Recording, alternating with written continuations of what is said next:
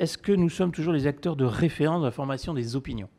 C'est un petit peu ça, c'était ça le thème. Je crois qu'on est toujours, et mon approche est celle des usages.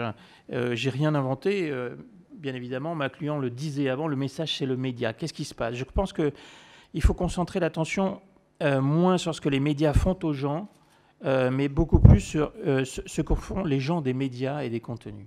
Est-ce qu'il n'y a pas aussi un grand changement, et je crois que c'est un des projets en cours à France Télévisions, c'est de faire voler en éclats les sacro-saintes grand-messes de l'information pour avoir de l'instantanéité, quelque chose qui serait encore plus instantané que les chaînes d'information continues? Alors, on est en train de faire des expérimentations, des tests. Nous avons lancé la semaine dernière en télévision connectée un service, on a la faiblesse de l'appeler la première chaîne d'info continue à la demande. Tout simplement parce qu'effectivement, on est en train de basculer d'un monde d'offres vers un monde à la demande. On est en train de basculer d'une consommation de la télévision en flux à la consommation progressivement de plus en plus à la demande. Je pense que nos ados ou peut-être nos enfants vont bien rigoler dans quelques années quand ils verront que pendant 50 ans, on a attendu un programme à 20h30. Ce sera quoi le JT à la demande? JT à la demande, c'est pour une télévision qui est connectée. Alors on est vraiment dans pour l'instant un parc assez faible puisqu'on pense qu'on touche 1 million de personnes. C'est un JT d'une dizaine de minutes qui est disponible à tout moment à la demande.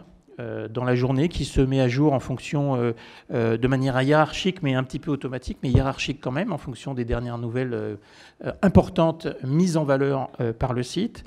C'est aussi le live en direct du flux de France TV Info, et puis des sujets un peu plus profonds. Et puis une prise d'antenne sur le site internet dès qu'il se passe quelque chose d'important, ou de l'enrichissement autour des grandes émissions phares de l'actu, comme les soirées électorales ou des émissions politiques. Un mot encore sur les données, parce que c'est vraiment un petit peu mon obsession en ce moment. Je pense qu'on sous-estime, ou en tout cas n'a pas pris la mesure aujourd'hui en France de ce qui est en train de se passer lié à l'utilisation de ces données qui sont disponibles, qui sont même mises en avant par, je pense à l'open data de certains gouvernements comme en France. Le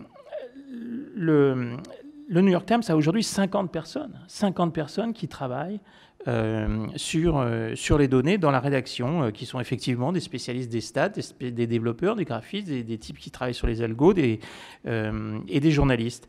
Il y a plusieurs centaines aujourd'hui de journalistes aux États-Unis qui sont en train de travailler, de mettre en place des unités de rédaction à partir de ces données qui vont permettre de contextualiser de l'information qui est disponible. Alors il y a plein de travers. Il faudra surveiller aussi surveiller les algorithmes. Enfin, tout ça n'est pas noir et blanc, mais je crois qu'il y a un champ de développement aujourd'hui qui est devant nous.